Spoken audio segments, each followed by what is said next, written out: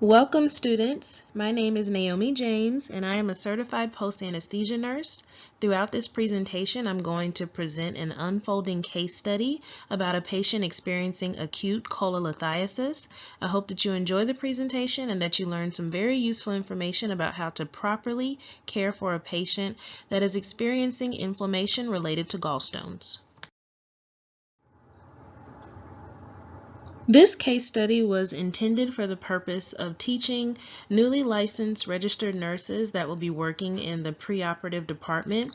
The learning objectives are to make sure that the registered nurse understands the etiology and the pathogenic disease process of cholelithiasis, that the nurse understands to examine medical history very thoroughly and examine risk factors associated with the patient's disease process.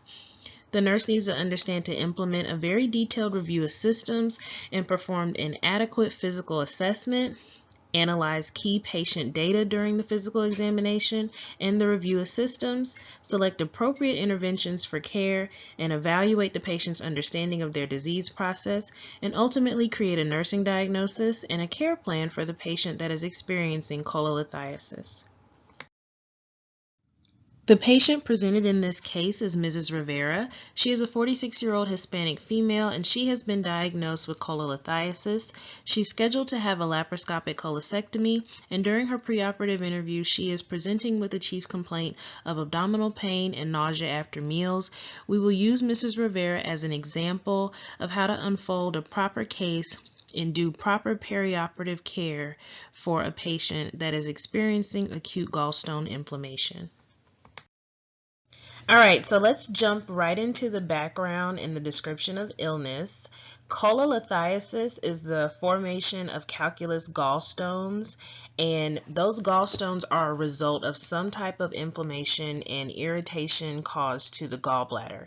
And that inflammation can be caused by multiple different things. Just to list a few, it can be caused by edema, some type of infection, or impaired circulation. So if you look here to the picture to the right, you'll see the gallbladder, this green organ. It sits right under the right lobe of the liver. And the primary function of the gallbladder is to store bile. And that bile is concentrated, and then when it's needed, it's released into the small intestine. So for example, if you eat food that is high in fat or high in cholesterol, that bile is used to emulsify that fat and break it down properly. However, when you have some type of inflammation or any type of irritation to the gallbladder, it's not able to do its function. And sometimes it'll even overfunction, so it might over-secrete too much bile, it might not secrete enough bile, the bile may become over-concentrated, and all of those factors will result in the bile calcifying and hardening and turning into little stones of bile matter. One of the worst things that can happen, if you look back over to the picture, is that those stones will form over here in this little slender bile duct, and if those stones harden and get caught into that bile duct in any way and obstruct it, you can have cholecystitis, you can have a lot of other gallbladder complications. So right now the patient has a surplus of gallstones most likely, and that's why she's presenting with those symptoms, and we'll learn about that as we go throughout the presentation.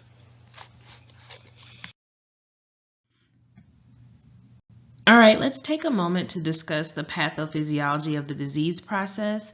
Any patient is going to want to know how and why they are experiencing the symptoms that they have. And the etiology of gallstone formation is still not clearly understood. However, there's a lot of research that does let us know that any patient that is more susceptible to create and secrete cholesterol into their bile is more likely to form cholelithiasis. And that's because the gallbladder has a lot of responsibilities for housing multiple different substances such as bile, bilirubin, calcium, cholesterol, and other proteins. And anytime there's any metabolic imbalance related to these substances, then the bile will harden and it will form calculous stones. And those stones can impair the mobility of the gallbladder and cause the gallbladder to kind of trap substances and reabsorb its own bile in an inadequate format. As far as the pathogenesis, there is a lot of research that demonstrates that H. pylori is a main pathogenic agent that is responsible for multiple chronic gastric diseases, especially in America. So there's a prevalence of finding H. pylori from removed stones from patients who have had surgery on their gallbladder or have had chronic symptoms of cholelithiasis. And then, of course, genetics. You always want to make sure that you explain to your patient that genetic factors play a huge role in how and why they are developing gallstones. They may have a history of gastrointestinal disorders in their family, a history of high cholesterol, gallbladder complications, and they may just be genetically predisposed to a gallbladder that overfunctions or underfunctions and creates bile in a way that predisposes the gallbladder to form gallstones and create an unhealthy process of the body. Now let's talk about the patient's medical history, Ms. Rivera's medical history. This is a prime opportunity for any nurse, especially a newly licensed nurse or orienting nurse, to understand the importance of getting a thorough history from the patient. The medical history and surgical history of a patient can really help to present what's been going on in the patient's life over time and what's currently going on with their body that is most likely having a direct effect on their disease process. So through the medical history of Ms. Rivera, we're already learning that she has some red flag comorbidities. So she's a diabetic, she's non-insulin dependent, she has hypertension, she's obese, and she has GERD. So those 4 medical issues are very hallmark in putting her at increased risk for many gastrointestinal disorders, to include cholelithiasis.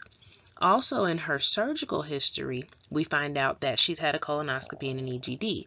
So this isn't her first rodeo with having some type of gastric disorder or needing to be evaluated for gastric symptoms. She's also had 4 C-sections. She had a carpal tunnel repair, and she didn't suffer any anesthetic complications throughout her surgical history that she can remember. Also, when talking about her family and her social life, we learn that she uses alcohol every day. So she's a drinker. She doesn't smoke. She's married. She lives with her pets. She's a private caterer. So, she cooks a lot, eats a lot. That could probably be contributing to her obesity. She's a small business owner, and we know that there's a lot of stress associated with that. Also, we learned briefly that her father has a history of alcohol abuse. He's a diabetic. He has hypertension. Her mother's obese, has hypertension, GERD, stomach ulcers. So we're learning a lot, even from this brief medical history. You can see comparison in family history, in genetics, in lifestyle, in medical issues, and how all of these factors are most likely playing a harmonious direct effect on her pathophysiological disease process. A thorough family history is imperative to an effective medical history of a patient, and it's really good if you have the time to sit with the patient and get some family history going back to a 2nd or a 3rd generation. If you look at this family pedigree of Miss Rivera, you can see a lot of medical similarities in her family, and I'm going to begin to highlight a few that are also prevalent in her history as well. And it really just plays a key role in how we understand the genetic effects of family issues related to the disease process and lifestyle choices of a patient. So I've highlighted a lot of things that they have in common, and it's just funny how when we have the time to really get a good understanding of the background and the timeline of a patient, you can sit down and on paper and see, okay, now I understand how these certain issues and comorbidities have played a role in this patient's life. It's part of their genealogy. From alcohol abuse to obesity to hypertension, there are just certain things that most likely Miss Rivera was going to not be able to escape according to the genetic factors that play a distinct role on the disease process of our patients. Now for a critical thinking moment. Looking over the patient's family pedigree and Mrs. Rivera's medical history, which significant factors do you believe increase her risk for cholelithiasis? And I'll give you some time to think about it.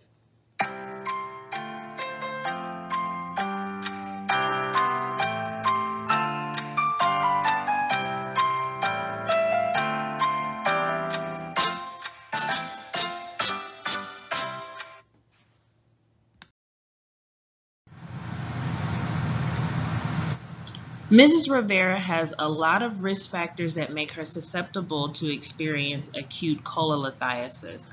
According to QSIN, the Quality, Safety, and Education for Nurses organization, there are 4 acute and common risk factors associated with gallstone formation that are called the 4 Fs. And that is if the patient is female, 40, fat, or fertile.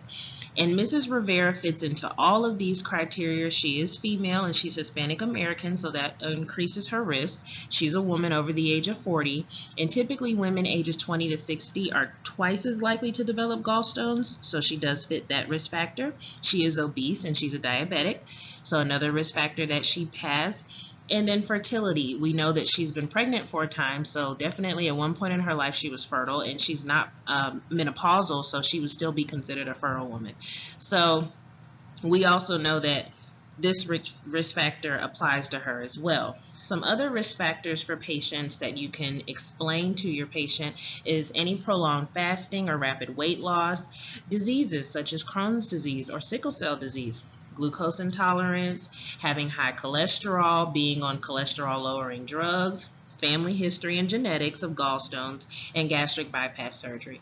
All of these risk factors make a patient more susceptible to acquiring gallstones, and it is good to make sure that you discuss these risk factors with the patient so that way they understand how they were more susceptible to acquire this disease. Next, we're going to discuss the history and the review of systems of the patient. And this is very, very important for any registered nurse that is working in a perioperative department or a preoperative department. This is the bread and butter of your interview with your patient. Ms. Rivera reports about her medication history that she takes a multivitamin, and that's very common for any individual to take daily. She also reports that she takes metformin, and this would be expected for a patient like Ms. Rivera who has non-insulin dependent diabetes. She also reports next that she takes ibuprofen, and I would highlight this because ibuprofen we know is an anti-inflammatory, and she states that it's used for PRN back pain. So I would just be thinking in my head, okay, if we go back to her medical history, there was no report of any chronic pain or back pain. And this would be a prime opportunity to sit with Ms. Rivera and to further investigate a portion of her medical history that she may have accidentally omitted. Also, she reports that she takes Zantac and she takes omeprazole. Once again, 2 medications that we would expect to hear a patient like Ms. Rivera say that she takes because she has a history of GERD. So now we can move on to the review of systems. And this is, once again, like I said, very important for the registered nurse taking care of a preoperative patient, because this is your time to get all of that subjective data from the patient about their experience with their disease process and with their body from head to toe over the years. So starting from the top, her airway and her ear, nose, and throat, Ms. Rivera doesn't have much to report other than she wears glasses and she snores at night. So I would highlight the nightly snoring. That is a very good subjective finding because she could possibly have undiagnosed obstructive sleep apnea or some type of sleep apnea, and any type of apnea during sleep could heavily affect her experience with anesthesia. So you always want to highlight that so that way that can be addressed later in the interview and later on in her preoperative experience. Also, she reports some pulmonary review, that she coughs at night and after meals. So nothing much to highlight here, just because this is most likely a typical finding for a patient with GERD. Her GERD may not be well controlled. It may have gotten more severe because of her acute gallstone issues. So this most likely is an expected finding from the patient. Now we're going to move on to cardiovascular. According to Ms. Rivera, she had anemia in the past, so I would highlight that, especially for any individual, honestly, whether it's a female, male, child, adult. Any patient with a history of anemia, they most likely will need to have labs performed prior to surgery, because we do not want to send an anemic patient to surgery. So definitely want to highlight this. Also, she reports that she has hypertension. Well, we already know, according to her medical history, that she has hypertension, but she reports that she takes prescribed medication. So once again, something else to highlight. And we're highlighting that because if you look at this mirror image of her medication history and her review of systems, there is no hypertension medication listed in her medication history. So that is a red flag, and that is a prime opportunity to stop the interview, go back to her medication history, and further investigate exactly what hypertension medication she is taking, when she takes it, how long she takes it, and you need to add that into her medical record. Now, moving forward, we're going to go to exercise tolerance. Once again, this is another important factor to discuss with the patient, because you want to know what their body can tolerate and where they have limitations. So according to the report from Ms. Rivera, she doesn't have any limitations. She's able to exercise. She can walk up a flight of stairs. She doesn't get short of breath. And that may or may not be true. However, that is her report of her exercise tolerance, and it needs to be documented in her review of systems. And now we can move on to furthering her review. We're moving right along into the review of systems, and we're going to continue to complete that subjective report from our patient, Mrs. Rivera. So she's going to discuss now her integumentary, or her skin, and according to her report, it is within normal limits. She does report some loose skin around her arms, and that could be due to her age or to her obesity. So we're going to move on to her GI and her liver function. And this, we're definitely going to highlight whatever it is that she chooses to disclose in this part of her review, because it is imperative to what's going on with her gastrointestinal disorder right now. She reports flatulence, heartburn, abdominal pain, bloating, and all of this needs to be highlighted and noted to go over, especially during her physical exam, and to report to the provider. Now to discuss her renal function, which is within normal limits, so we can move on to the next system. Her hematological function, she's already disclosed that she had anemia in the past, so we don't need to highlight it again, but we can highlight that she'll most likely need blood work because of her past anemic episode. When she discloses about her neurological status and her psychiatric status, she lets us know that she has anxiety, or had anxiety, and sleep disturbances. So we are definitely going to highlight these findings because they need to be reported to an anesthesia provider. If she is suffering from anxiety and any sleep disturbances, it will heavily impact how she is going to perform with anesthesia, and the provider needs to be aware. When we talk about endocrine, her diabetes is discussed, and she takes oral metformin. We already know that. She has a high BMI, 37.6, and she's obese. So this is stuff that we found in her medical history, and she's kind of just confirming it. We can move on to metabolic. In her metabolic disclosure, she discusses her diabetes and that she does take her prescribed medication. And her recent HbA1c level was 4.9, which is good because judging over the quality of her diabetic control for the last couple months, this level lets us know that, she's within normal levels because it's less than 5.7%, and she's probably doing a good job of controlling her diabetes and taking her prescribed medication. So we can go on to any type of immunosuppression, immunodisorders, and she says she has seasonal allergies and she uses Flonase over the counter. And we're going to highlight this just because of the fact that she may have forgot to disclose that she used Flonase over the counter, and we might need to go back to her medication history and add that in. In her genital urinary and her musculoskeletal are within normal limits. She doesn't have anything abnormal to report. Her gynecological history, she says she has a Mirena IUD intact. You may want to ask her to specify the year of when it was placed, especially since she discloses that she still has breakthrough bleeding and spotting at times. So the IUD may have migrated, or she may have some gynecological issues that she may not know. Obstetric history, so she discloses more about her fertility. She's been pregnant 5 times. She has 4 living children, and she had 1 child, might have had a missed AB or a stillbirth. And that's always good to know for any female surgical candidate. You do want to get some type of obstetric and gynecological history.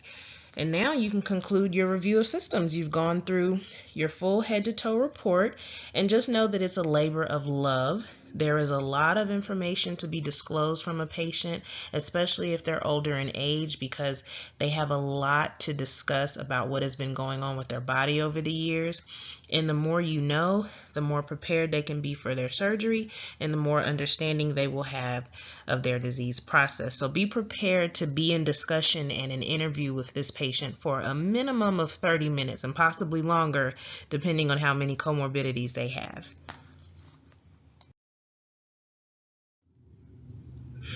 The next portion of the case study is about the physical assessment, and this is the time where we can get that objective description of what is going on with Mrs. Rivera's body and her disease process, and we can get some thorough hands-on data. So you're always going to start with an admission height and a weight, so that way you know where she stands from there. Then you're going to assess your vitals, and just looking at her vital signs, there aren't many red flags other than her blood pressure and that borderline temperature, right? That's a little febrile. So those are 2 things that you definitely want to note and you want to report, because that's not, typical or normal for a patient at this time. Going on to her neurological status, most likely she should be alert and oriented ×3. We've been having a full disclosure and discussion with her. Probably nothing to really physically assess or report that's without of normal limits with her neurological status. Her respiratory and cardiovascular are also normal, so you hear S1, S2 sounds. She's got good pulses. Cardiovascular wise, respiratory, her lungs are clear. She's able to breathe unlabored. So now we can move on to what we really want to discuss, and what we really want to assess is her abdomen. And this focused assessment should be quite thorough. You want to definitely take a good look at her stomach. You want to listen to her stomach. You want to touch it. You want to see all of what's going on. And from that assessment, you see that she has right upper quadrant tenderness and pain, especially during palpation. You see that her abdomen is rounded and distended, and that could have to do with obesity, or it could be directly related to her gallstone inflammation. When you go to her extremities, she has full range of motion. She does report that chronic lower back pain again, so hopefully at this point of the interview and the physical assessment, we've already noted and put into the chart where that pain originated from. And then we can go to her skin assessment, which was within normal limits, and there's no discoloration and nothing too heavily to be noted. So we're going to move on to how we're really going to do a good focused abdominal assessment for any patient presenting with gastrointestinal disorder, especially with cholelithiasis.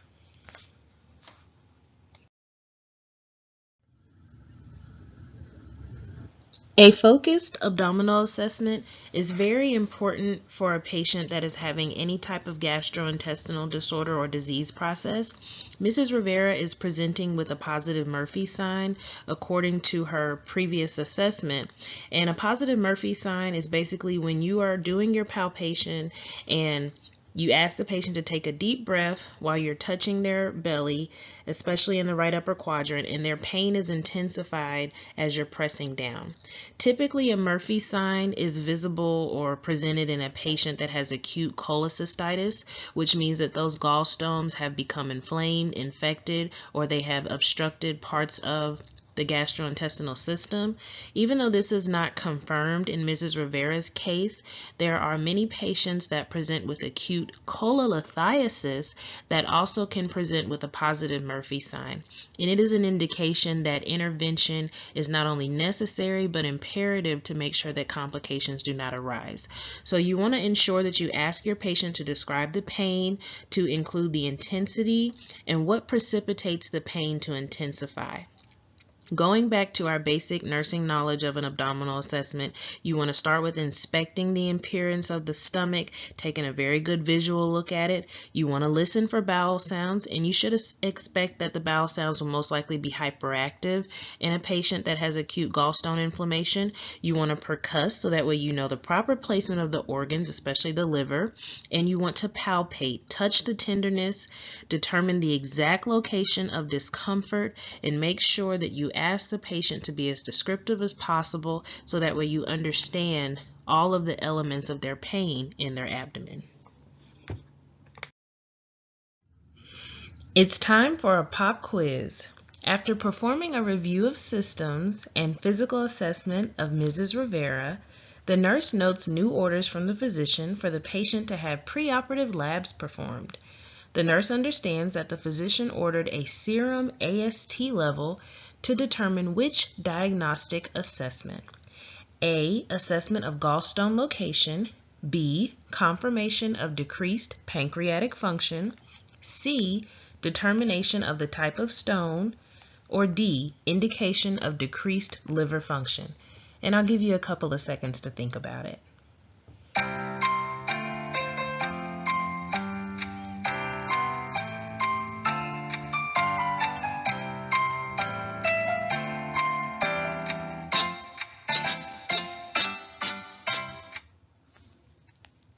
All right, now it's time to find out the correct answer.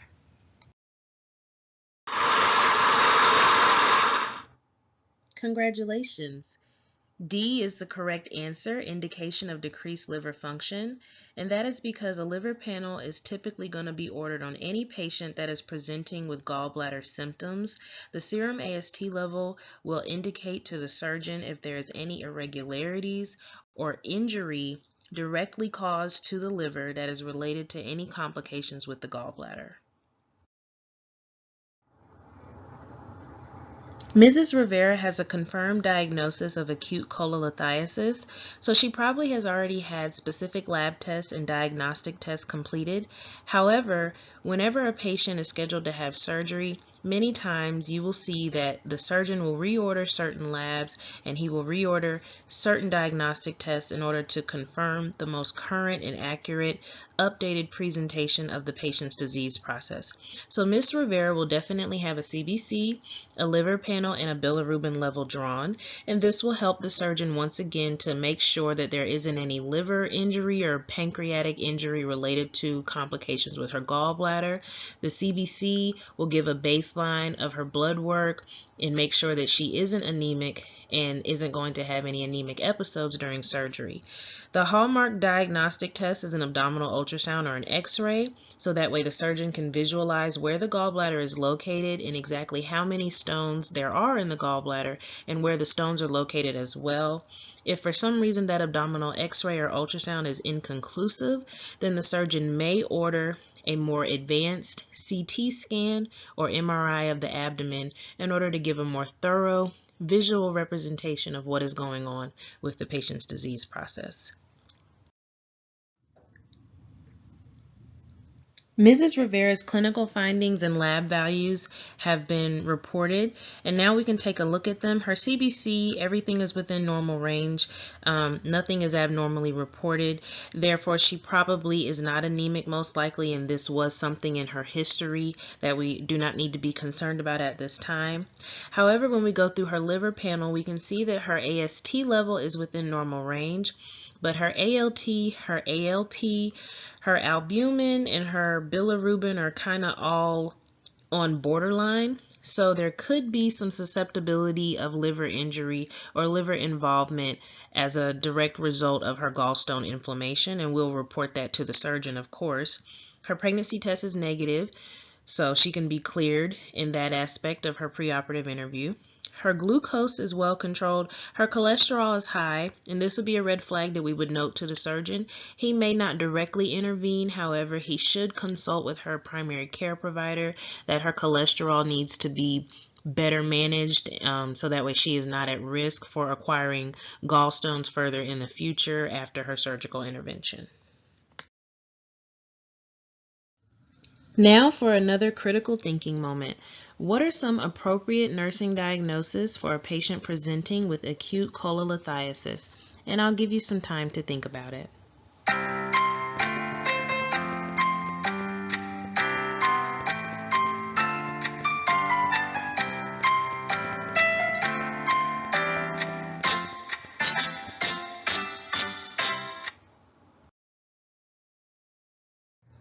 A patient-centered care plan is one of the most important steps to implement for a patient that is going to be having surgery.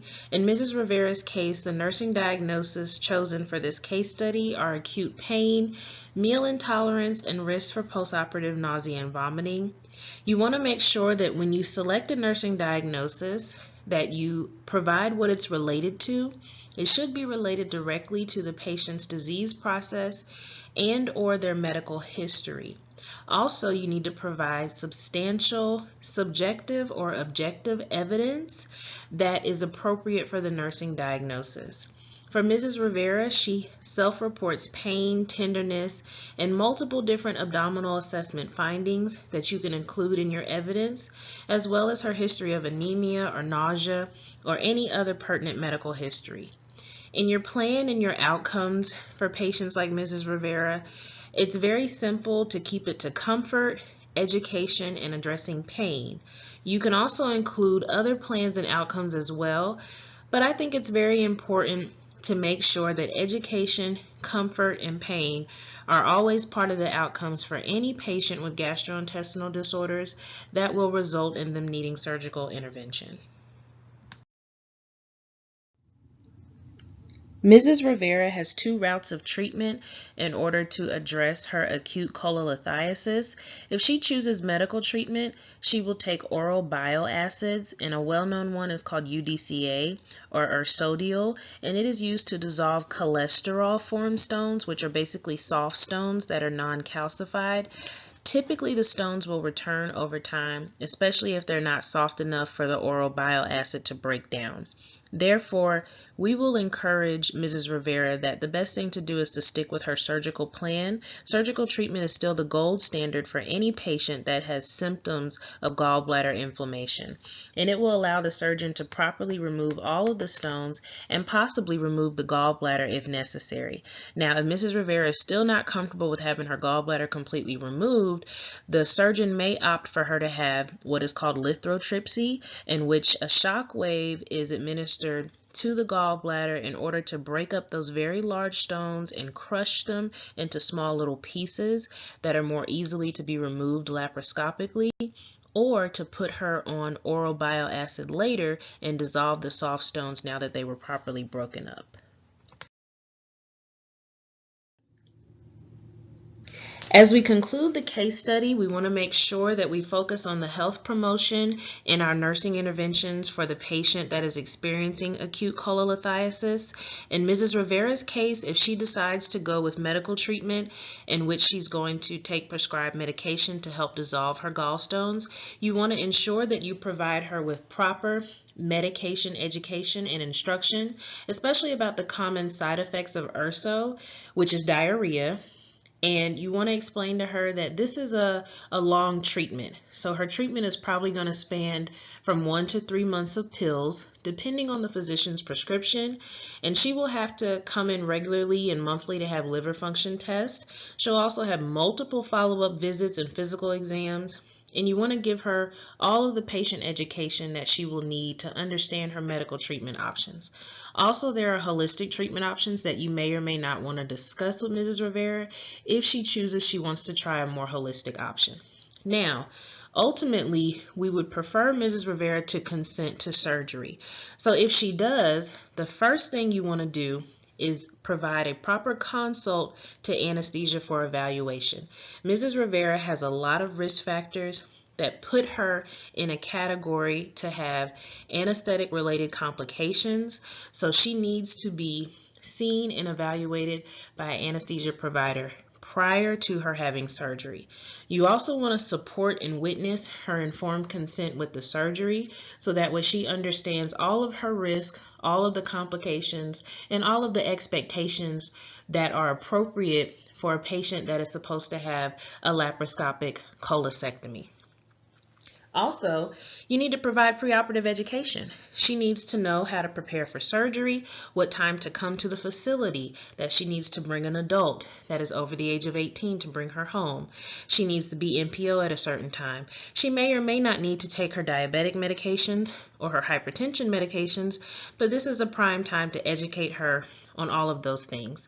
You also want to make sure she understands the postoperative complications and risk as far as pain and nausea, and come up with a proper care plan that is specific to her needs and that eases her anxieties and any of her concerns about her expectations for surgery.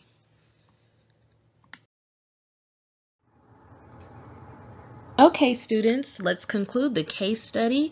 Mrs. Rivera has decided to consent to surgery, and we want to ensure that her medical chart is heavily reviewed. We need to make sure we've included a complete and a thorough medical history and a complete systems review, a focused abdominal assessment, and a head-to-toe physical assessment.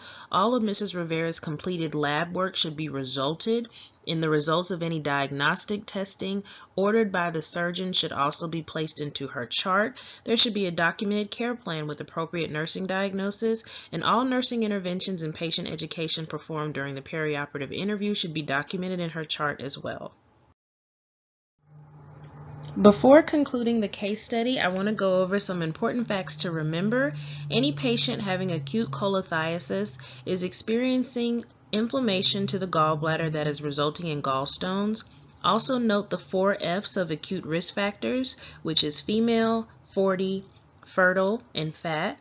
Always complete a very thorough medical history and a review of systems. Your physical examination should focus on an abdominal assessment. A liver panel and an abdominal ultrasound are hallmark diagnostic tests to confirm the extent of the patient's acuity, and make sure that your care plan is tailored to meet the specific treatment options for the patient that is experiencing inflammation of the gallbladder.